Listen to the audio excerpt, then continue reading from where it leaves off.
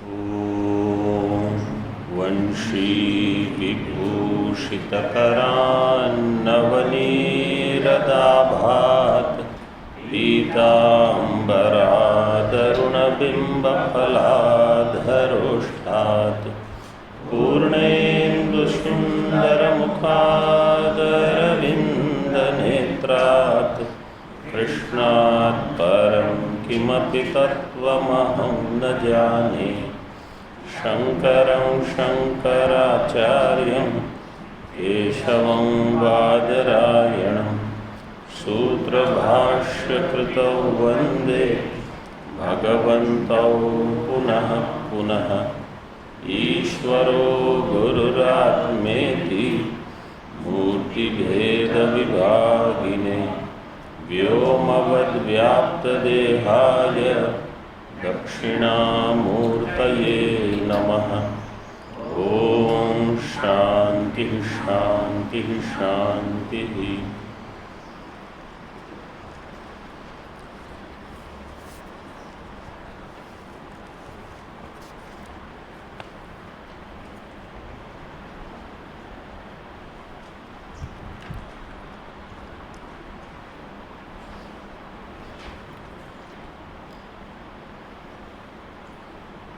क्षेत्र और क्षेत्रज्ञ, जहाँ क्षेत्र उपलब्ध है वहीं क्षेत्रज्ञ भी है। जहाँ दृश्य है वहाँ दृष्टा है। जहाँ अनात्मा है वहाँ आत्मा भी है। यह चिंतन बढ़ाने से क्षेत्र की अथवा अनात्मा की जो स्वतंत्र सत्ता भान होती है कि वे स्वयं अपने आप में स्थित हैं, इसको विचार से काटना होगा। तो वे स्वतंत्र नहीं हो सकते। फिर क्रम से जब हम विचार करेंगे तो क्षेत्रज्ञ सत्य है, क्षेत्र मिथ्या है। दृष्टा सत्य है, दृश्य मिथ्या है। फिर वह दृष्टा मैं हूँ, क्षेत्रज्ञ मैं हूँ। इस प्रकार से विचार दृढ़ होगा। क्रम से ऐसे विचार करना होगा। अध्ययन के समय निश्चय तो हो जाता है कि दृष्टा सत्य है, लेकिन परिस्थिति में जब दृश्य देखते हैं तो दृष्टा और दृश्य का जो भेद है वो रहता नहीं। मतलब दृष्टा की सत्ता केवल शरीर में सीमित है ऐसा लगता है। तो दृश्य में फिर मिथ्यात्व बुद्धि बनती नहीं। दृश्य सत्य लगता है। दृश्य का अर्थ केवल घट ही नहीं, मन की वृत्तियाँ। सबसे अधिक दुख कौन देगा? मनोवृत्ति। तो वहाँ अगर मिथ्यात्व देखना है तो इतना सूक्ष्म चिंतन अगर हो रहा है तब होगा, नहीं तो नहीं। तो इस प्रकार से जितना अभ्यास से बढ़ सकता है उतना लाभदायक होगा।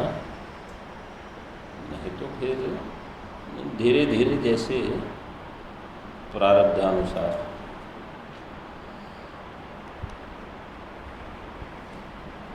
टीका में देखिए आगे 14 श्लोक से आरंभ करेंगे। सात्विकादीनां भावानां पारलौकिकम फल विभागम उदाहरति।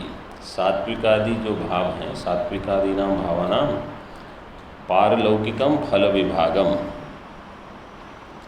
उसका उदाहरति उसको बताते हैं। मरणद्वारेणापि यत् फलं प्राप्यते तदपि संगराग हेतुकम सर्वं गौणमेवेति दर्शयन् आह। तो अभी तक क्या बताया? गुणों का लक्षण बता दिया। क्या क्या विचार आया? गुणों का लक्षण बताया। और क्या बताया?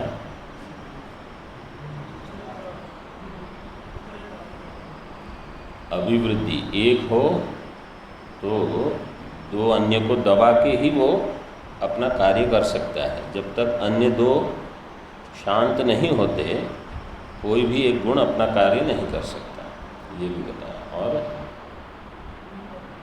इनके लिंग बताए, तीनों गुणों के लिंग बताए कि जब सत्वगुण की वृद्धि होगी तो क्या होगा।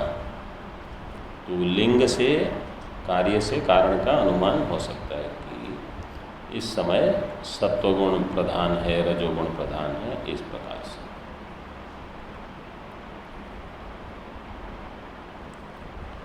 अब आगे बताते हैं कि मरण द्वारेण, जब मरण होगा, मरण द्वारेणापि यत् फलम प्राप्यते, जो फल प्राप्त होगा, तदपि संग राग हेतुकम,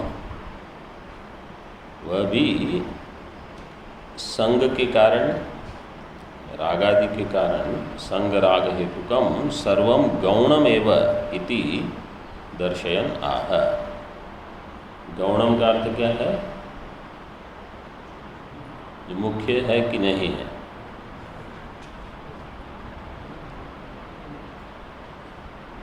गौण का अर्थ यहाँ ये नहीं है, गौण मुख्य वाला। गौण का अर्थ यहाँ क्या है? गुण का जो कार्य है, इसलिए गौण, गुणजन्य। एव इति दर्शयन आह। यदा सत्वे प्रवृद्धे तु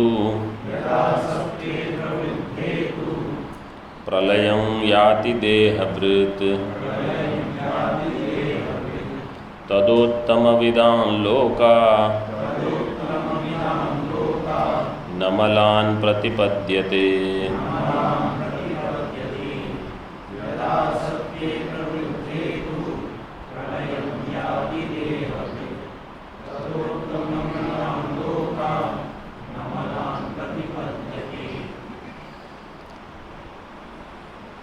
यदा सत्वे प्रवृद्धे देहभृत्तु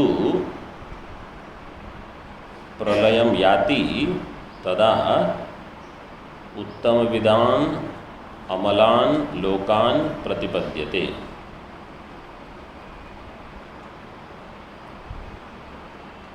देहभृत अन्वय तो ठीक हो गया। यदा, जब, देहभृत, देहभृत, देहम बिभर्ति, धातु क्या है इसमें? विभ्री भरना। और तब कहाँ से आएगा?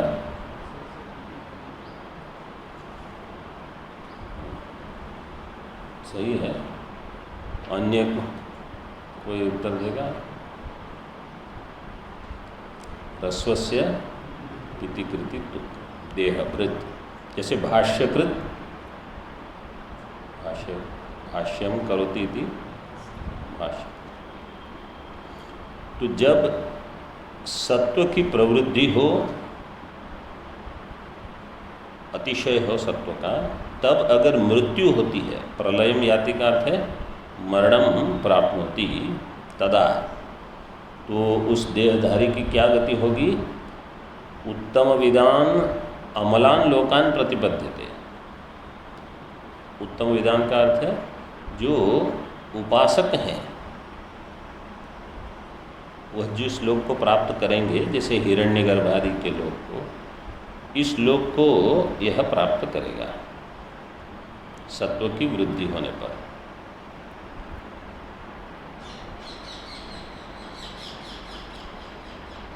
टीका में देखिए, संगः शक्ति रागस्तृष्णा तद्बलाद अनुष्ठान द्वारा लभ्यमानम इत्यर्थः। संग राग हेतुकम जो दिया था भाष्य में, उसको बताते हैं। संगः शक्ति, शक्ति दीर्घ कैसे हो गया? प्रलोभे पूर्व से दीर्घ होना। राग शक्ति का अर्थ है, संग का अर्थ है शक्ति, राग का अर्थ है तृष्णा, तद्बलाद अनुष्ठान द्वारा, ऐसा होने पर अनुष्ठान होता है, तेन लभ्यमान इत्यर्थ। गौणम सात्विकादि गुण प्रयुक्तम इति यावत, गौणम का अर्थ कर दिया गुण प्रयुक्तम, तत्र सत्वगुण वृद्धिकृत फल विशेषम आह, सत्वगुण की वृद्धि होने पर जो फल विशेष होगा वो बताते हैं भाष्य में। यदा सत्वे प्रवृद्ध उद्भूते तु प्रलयम मरणम याति प्रतिपद्यते देहभृद आत्मा तदोत्तम विदाम महदादि तत्वविदाम इति एतत्।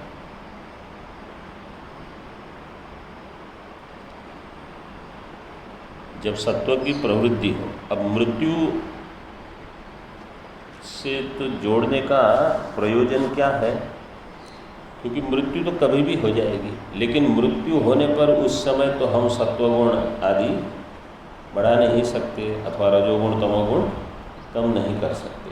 किस लिए बता रहे हैं कि सत्वगुण का महत्व क्या है। अगर आपने सत्वगुण नहीं बढ़ाया तो क्या गति होगी आपकी। अगर रजोगुण बढ़ा रहेगा और मृत्यु तो हो सकती है कभी भी, तो क्या गति होगी। इसलिए सत्वगुण बढ़ाइए। तो सत्वगुण की प्रशंसा है यहाँ कि सत्वगुण की वृद्धि होने पर अगर मृत्यु हो गई तो उत्तम विदान लोकान अमलान लोकान प्रतिबद्धते। उसके विपरीत अगर रजोगुण की वृद्धि होगी तो मनुष्य आदि लोक की प्राप्ति होगी, तमोगुण की वृद्धि होगी तो पशु आदि योनि की प्राप्ति होगी।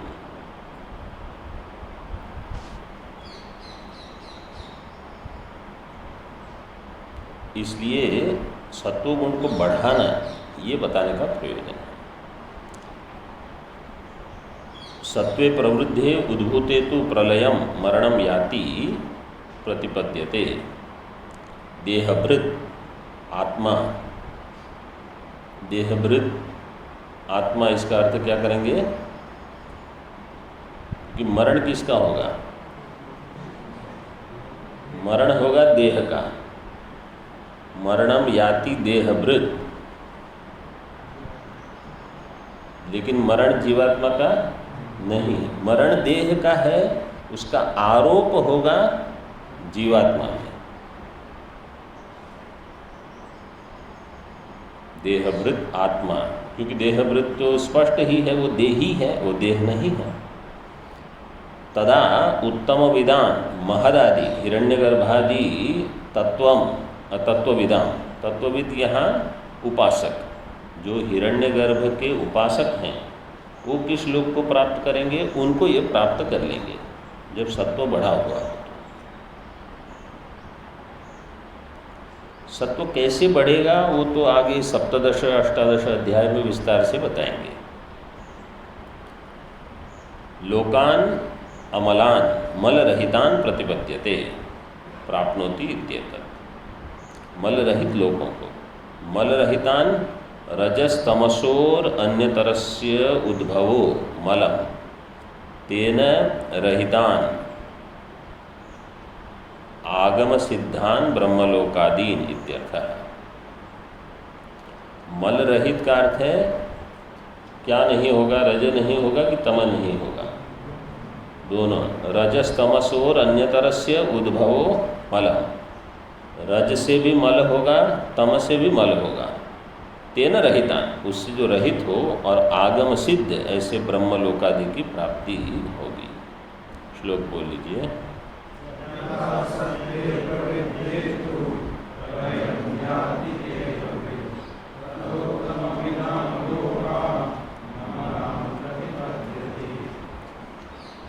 रजः समुद्रे के मृतस्य फल विशेषम दर्शयति। रजः समुद्रे के, समुद्रे के क्या शब्द है।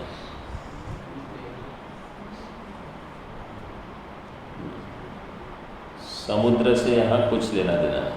सम्यक उद्रेक, उद्रेक ऊर्ध उपसर्ग से रिच धातु में घय प्रत्यय लगने से बनेगा, वृद्धि के अर्थ में अथवा अतिशय। जब रजोगुण अतिशय हो जाता है, रजोगुण की वृद्धि होती है, तो मृतस्य, उस समय जिसकी मृत्यु होगी, जिसका रजोगुण बढ़ा है, फल विशेषम दर्शयति, उनका फल विशेष बताते हैं। रजसी प्रलयं गत्वा कर्मसंगिषु जायते, संगी ह्रस्व है, कर्मसंगिषु जायते, तथा प्रलीनस्तमसि मूढ़योनिषु जायते।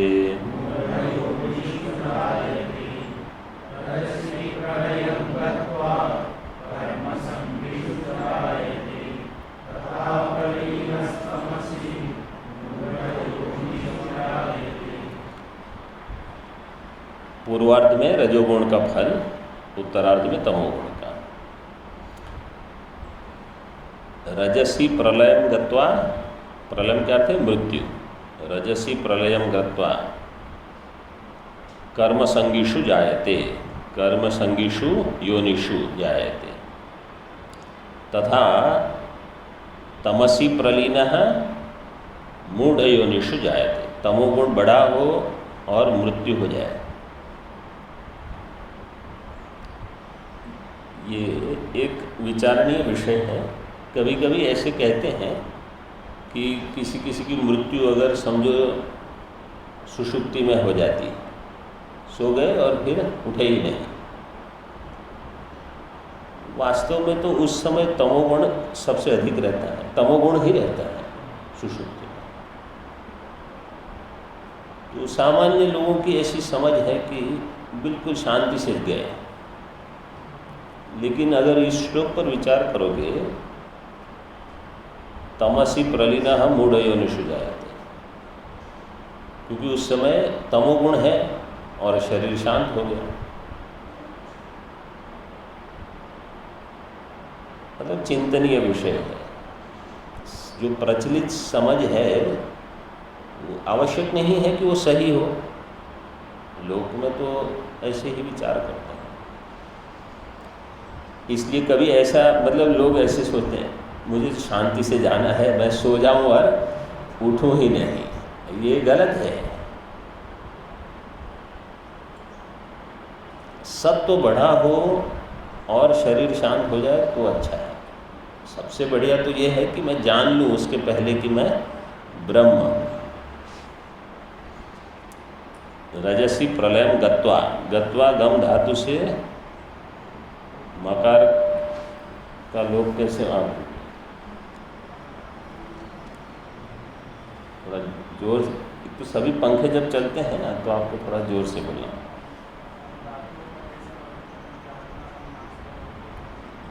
अनुदात्तोपदेशम अनतितमपि, इससे मकार का लोग के गत्वा कर्मसंगिषु, कर्मसंगिषु जायते,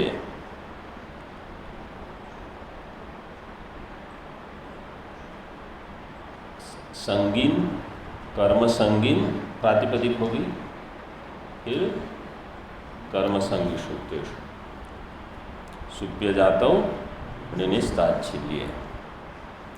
प्रलीन, प्रलीन शब्द कैसे बनेगा?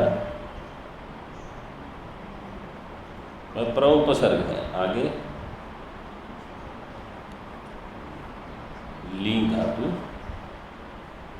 शेषण, निष्ठा प्रत्यय करके, निष्ठा प्रत्यय करेंगे तो तकार का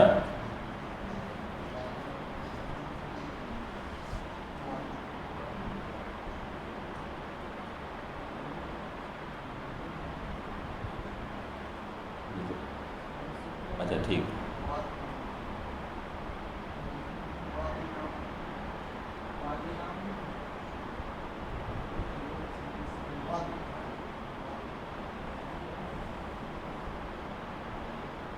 दिवादी गण विधान।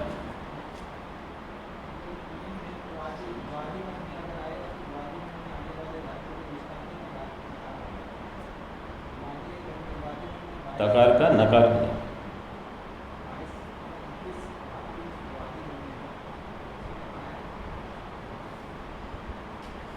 उदितस्य सूत्र से प्रकार का नकार, प्रलीन का अर्थ है मृत्यु जब प्राप्त होती है तो मूढ़योनिषु जायते। भाष्य में देखिए, रजसी गुणे विवृद्धे प्रलयम मरणम गत्वा प्राप्य, गत्वा का अर्थ है प्राप्य, कर्मसंगीषु कर्मासक्ति युक्तेषु मनुष्येषु जायते। मनुष्य की परिभाषा ही ये है, ये कर्म में आसक्त रहते हैं, इनको कर्म करते रहना है। पहले तो वैदिक कर्म करते थे, अब तो बिल्कुल लौकिक कर्म अधिक करते हैं। ऐसी गति प्राप्त होगी। जायते शरीरम गृह्णाति इत्यर्थः। तथा यथा सत्वे रजसी च प्रवृद्धे मृतो ब्रह्मलोकादिषु मनुष्यलोके च जायते, देवादिषु मनुष्येषु च जायते तथैव इत्याह। जैसे सत्वगुण की वृद्धि होने पर ब्रह्मलोक आदि, रजोगुण की वृद्धि होने पर मनुष्यलोक। अब देवता लोक में तारतम्य बहुत है, मतलब पितृलोक से लेकर आगे जितना भी है वो सब तारतम्य वहीं पर है। मनुष्य लोग कर्म वाले। तथा तद्वदेव प्रलीनो मृतस्तमसी विवृद्धे मूढ़योनिषु पशुआदि योनिषु जायते। पशुआदि योनि की प्राप्ति होगी अगर तमोगुण की वृद्धि हो। श्लोक बोल लीजिए।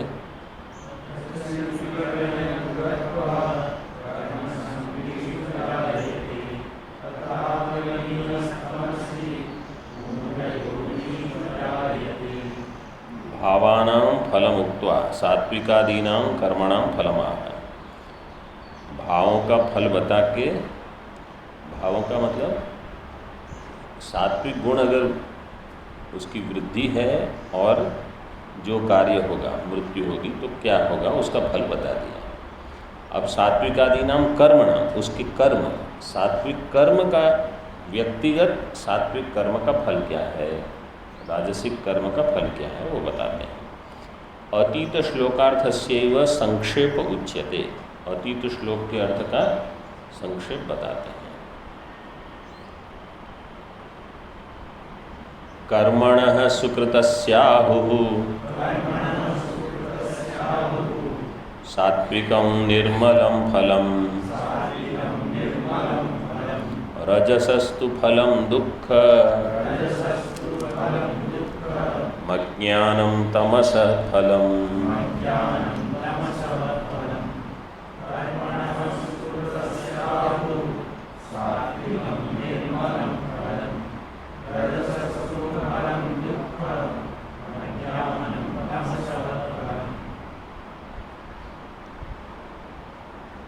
सुकृतस्य कर्मणः सात्विकं निर्मलं फलम् आहुः। आहुः शिष्टाः, इन भाष्य में ऐसे दिया है, आहुः के शिष्टा। रजसस्तु फलम दुखम। रजसस्तु का अर्थ क्या करेंगे, राजसिकस्य कर्मणः। टीका में बताया है, क्योंकि यहाँ भी कर्म का प्रकरण, इस श्लोक में कर्म का प्रकरण लिया है। और तमसः इसका अर्थ होगा तामसिकस्य कर्मणः फलम अज्ञानम। अज्ञानम फलम, अज्ञानम का अर्थ क्या होगा, अविवेक, क्योंकि अज्ञान उत्पन्न नहीं होगा, अज्ञान कार्य नहीं, अज्ञान अनादि है, इसलिए यहाँ अज्ञान से अविवेक लेंगे। टीका में दिया है।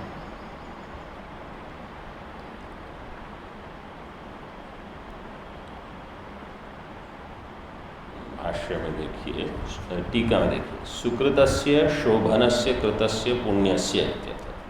सुकृत का अर्थ है शोभनस्य कृतस्य, पुण्य कर्म, इसलिए पुण्य करते रहने से सत्वगुण बढ़ेगा। सात्विकस्य अशुद्धि रहितस्य इति यावत्। भाष्य में कर्मणः सुकृतस्य सात्विकस्य इत्यर्थ, जो सुकृत कर्म है सात्विक है। सात्विकम सत्वेन निर्वृत्तम निर्मलम रजस्तमस समुद्भवान मलान निष्क्रांतम। रजोगुण तमोगुण से जो मल उत्पन्न होता है उससे निष्क्रांतम सात्विकम फलम।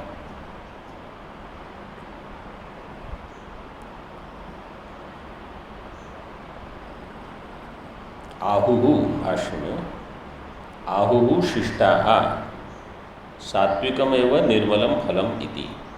शिष्टाः शासु अनुशिष्टौ धातु से निष्ठा प्रत्यय होगा।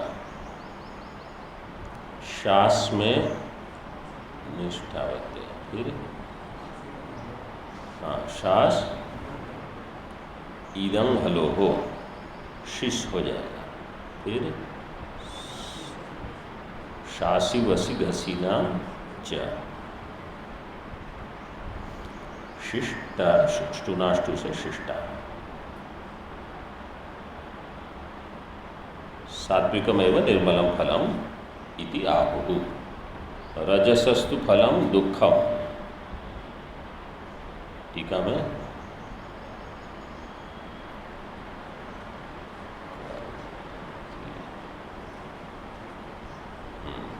आगे पहले रजसस्तु फलम दुःखम राजसस्य कर्मण इत्यर्थ। देखिए रजसस्तु फलम दुःखम, फिर रजोगुण का जो फल है उसके बदले शब्द प्रयोग क्या कर दिया, राजसस्य कर्मण है। रजोगुणी जो कर्म है उस कर्म का फल दुख है। क्यों? क्योंकि जब रजोगुणी कर्म हम कर रहे हैं तो रजोगुण बढ़ा हुआ है और रजोगुण का फल है दुख। इसलिए राजसिक कर्म जो है वो दुख देगा। अब राजसिक कर्म क्या है वो यहाँ नहीं बताया, वो अष्टादश अध्याय में बताएंगे। जैसे ये सात्विक कर्म है, इसकी परिभाषा नियतम संगरहितम अरागद्वेषतः कृतम अफल प्रेप्सुना कर्म यत् तत् सात्विकम उच्यते। नियतम का अर्थ है नित्य नैमित्तिक, बस केवल यही कर्म सात्विक हो सकते हैं। काम्य कर्म तो राजसिक ही होगा अथवा तामसिक भी हो सकता है। नियतम संग रहितम, बिना संग के किया हुआ। जहाँ आसक्ति हो गई ये राजसिक कर्म हो गया, ये सात्विक नहीं रहा। ऐसा लगता है कि मैं तो सात्विक कर्म कर रहा हूँ, जैसे आसक्ति हुई गए। नियतम संगरहितम अराग द्वेषतः कृतम, न राग न द्वेष। क्योंकि एक बार अगर समझ में आ गया कि कर्म का प्रयोजन उसका कर्म का फल नहीं है, कर्म केवल मैं चित्त शुद्धि के लिए कर रहा हूँ, अभी मैं ज्ञान के लिए तैयार नहीं हूँ इसलिए कर रहा हूँ, करना पड़ता है, तो कर्म से आपका कोई संबंध ही नहीं है। आपको वहाँ से केवल राग द्वेष की निवृत्ति चाहिए, फल में आसक्ति नहीं चाहिए। और कर्ता कैसा हो? अफल प्रेप्सु, अफल प्रेप्सुना कृतम कर्म, फल की प्रेप्सा इच्छा जिसको न हो।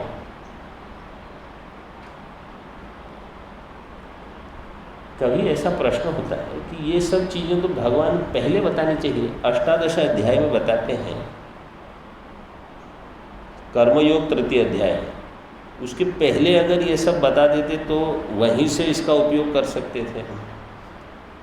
जब गीता पूरी हो रही है, लगभग भी गीता वैसे जहाँ चलती है, चिंतन करने वाले अगर नहीं हो तो पूरी होने के बाद कौन चिंतन करेगा? पहले से अगर बताते रहते कि सात्विक कर्ता ऐसा है, सात्विक कर्म ऐसा है, सात्विक बुद्धि कैसी है, सात्विक ज्ञान कैसा है, तो कम से कम अष्टादश अध्याय तक तो इसकी पुनरावृत्ति होती है।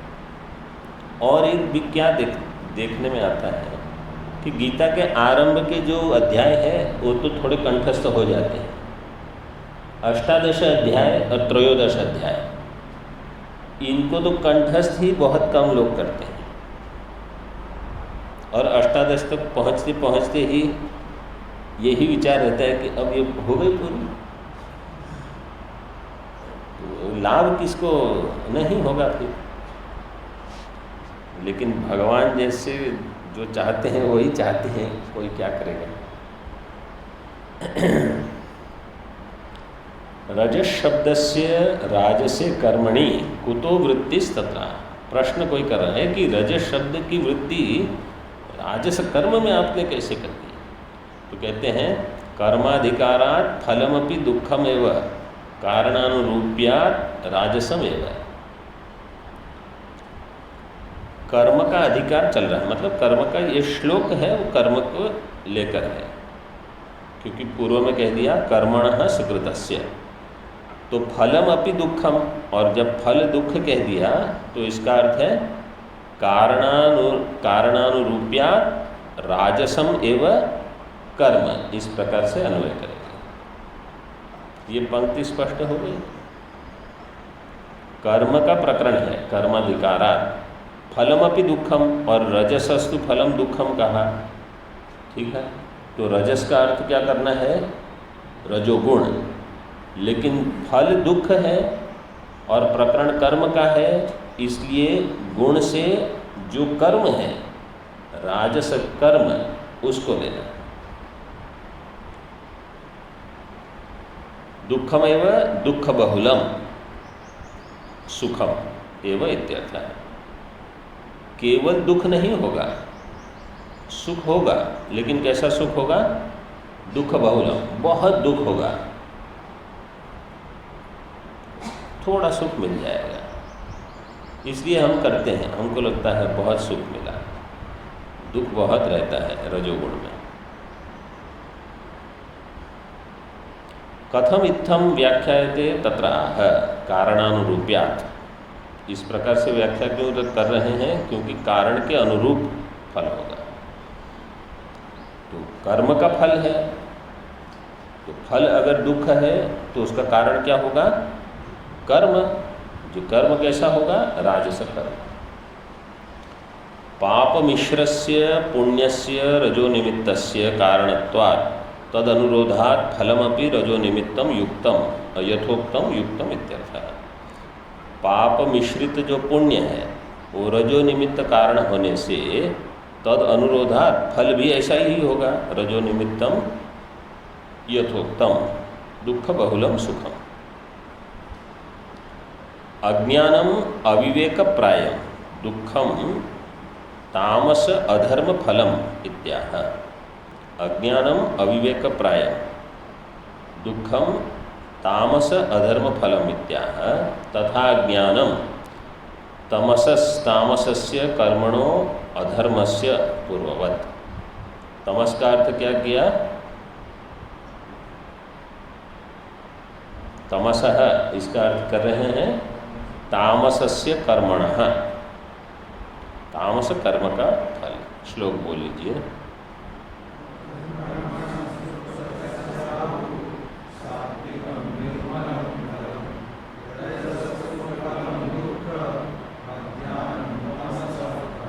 इस श्लोक का अर्थ है कि सात्विक कर्म करेंगे तो सुख होगा, राजसिक तामसिक कर्म करेंगे तो दुख और अविवेक ही रहेगा।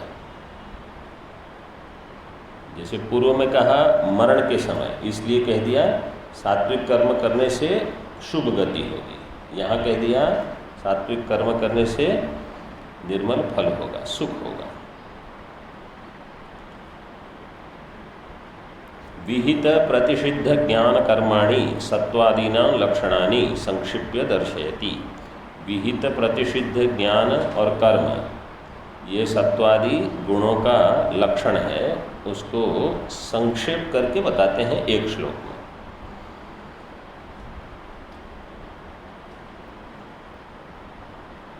सत्वात् किंच गुणेभ्यो भवति, भाष्य में दिया किंच गुणेभ्यो किम भवति, गुण से क्या होगा वो बताते हैं। सत्वात् संजायते ज्ञानम रजसो लोभ एव च प्रमाद मोहौ तमसो भवतो ज्ञानमेव च।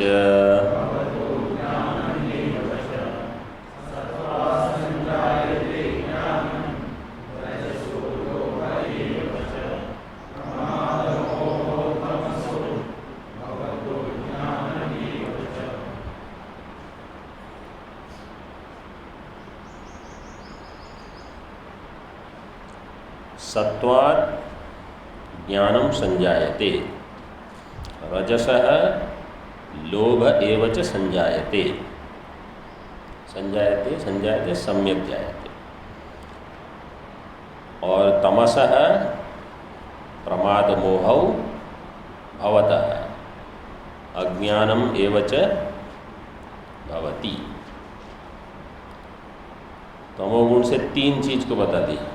सत्व से केवल ज्ञान, रजोगुण से लोभ।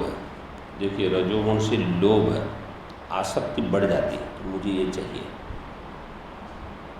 तो जहाँ कर्म में आसक्ति हो तो फल में भी आसक्ति बढ़ जाएगी। रजोगुण आदि की वृद्धि हो तो जो हमसे वरिष्ठ महात्मा जो हैं उनके जीवन को अगर वो उपलब्ध हैं तो उनसे मार्गदर्शन लेना है, अगर वो नहीं उपलब्ध हैं तो उनके जीवन से मार्गदर्शन लेना है। तो देखो इन्होंने कैसे किया है, क्योंकि कोई आदर्श अगर हो अपने सामने तो सरल होता है, नहीं तो कल्पना करनी पड़ती है।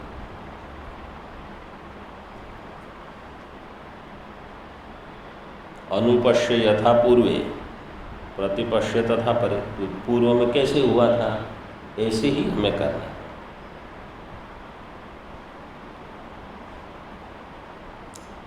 प्रमादश्च मोहश्च प्रमाद मोहौ भवतः और अज्ञानम भवति। भाष्य में सत्वात् लब्धात्मकात् संजायते समुत्पद्यते ज्ञानम, सत्व से ज्ञान की उत्पत्ति होगी। और जब जिसको ब्रह्म ज्ञान की आवश्यकता है उनके लिए तो बिल्कुल सत्व चाहिए। रजसो लोभ एव च, रजोगुण से लोभ की उत्पत्ति होती है। प्रमाद मोहौ च उभौ तमसो भवतो अज्ञानमेव च भवति। प्रमाद मोह ये तमोगुण के कार्य हैं और अज्ञान भी। टीका में ज्ञानम सर्वकर्ण द्वारकम अज्ञानम विवेकाभाव। ज्ञान का अर्थ है सर्वकर्ण द्वारकम, ये पहले आया था इसी अध्याय में। देहेस्मिन् प्रकाश उपजायते ज्ञानम यदा तदा विद्या विवृद्धम सत्वमित्युत। श्लोक बोल लीजिए।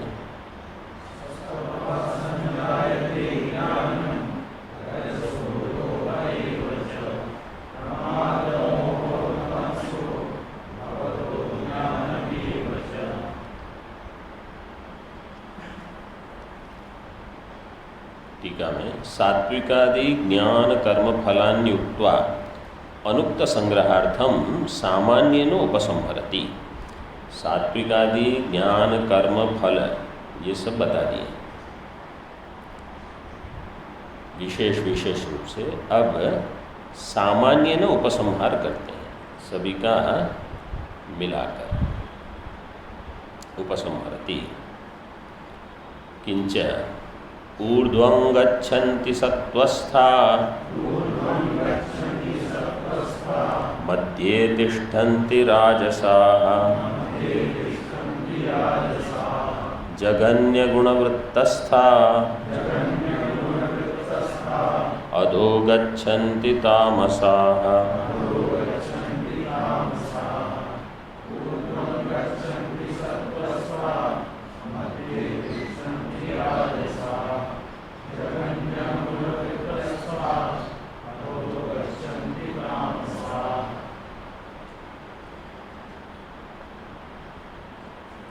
सत्वस्थाः ऊर्ध्वं गच्छन्ति, राजसाः मध्ये तिष्ठन्ति,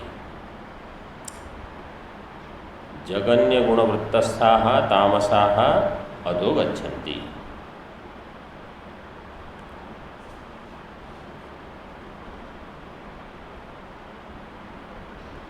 जगन्य में धातु क्या है? हन धातु।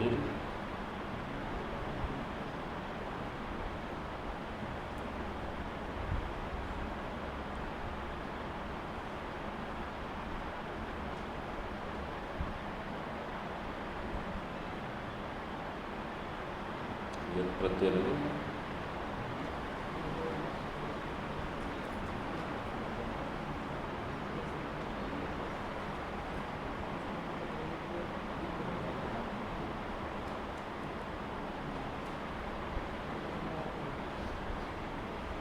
कल इसका उत्तर ढूंढ के लाएंगे सब।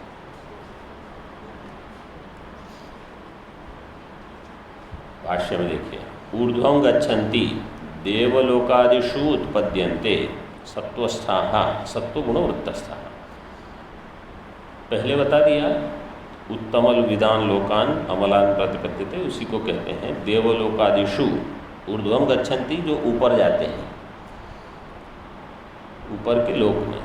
ऊर्ध्व, अच्छा इसको एक और भी थोड़ा, जैसे यहाँ ऊर्ध्व, मध्य और जगन्य ऐसे दिया है अधा,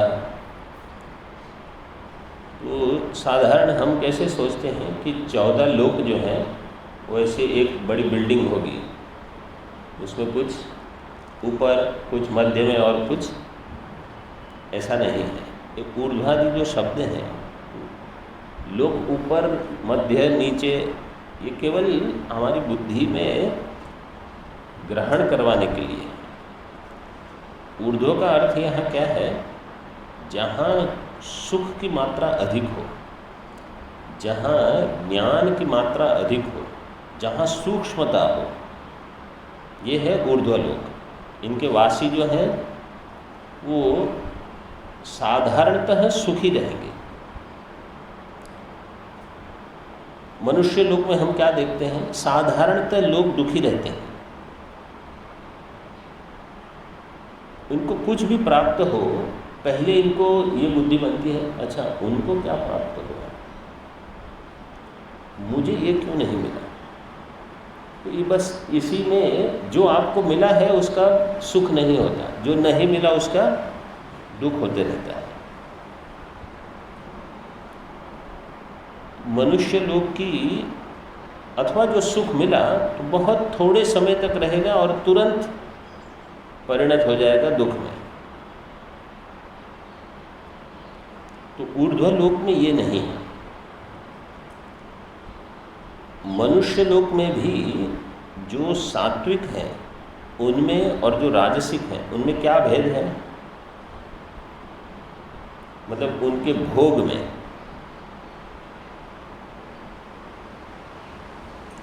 जो सत्व प्रधान रहेंगे उनको स्थूल भोग की आवश्यकता नहीं है। कम स्थूल भोग से अधिक सूक्ष्म भोग से ये सुखी रहते हैं। जैसे समझो कुछ पंक्ति नहीं लग रही है आपकी और पंक्ति लग गई तो आपको सुख होगा। यह सुख भोगी जो होते हैं रजोगुणी, उनको समझ में ही नहीं आएगा। उनको लगे इसमें क्या सुख है, कुछ भोजन हो बढ़िया, चटाक पटाक कुछ हो मसाले, वही सुख देगा। ये रजोगुणी है, वो इससे आगे सोच नहीं सकते और उनकी जीवन की सोच भी ज़्यादा से ज़्यादा 2-4 दिन 6 महीने, उससे आगे नहीं सोचती है। जो सात्विक होंगे केवल अपनी नहीं, वो सभी के लिए सोचते हैं।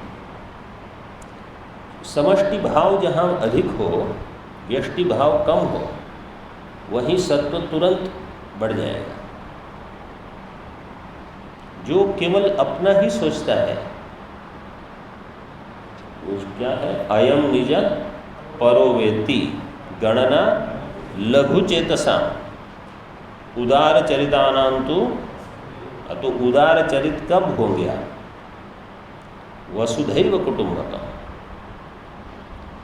तो जब बिल्कुल क्षुद्र बुद्धि हो,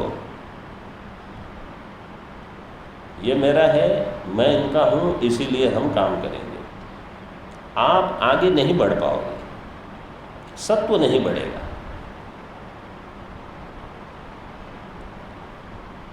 समष्टि की जो उपासनाएं बताते हैं उपनिषद में, हिरण्यगर्भ की उपासना क्यों कराते हैं?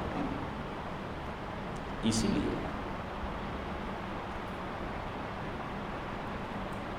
तो बिल्कुल छोटी अहम मम इसी दुनिया में रहना, इससे विकास नहीं होता। तो ऊर्ध्वम गच्छन्ति का अर्थ है कि जहाँ सूक्ष्म सुख हो, स्थूल सुख की अपेक्षा ही न हो।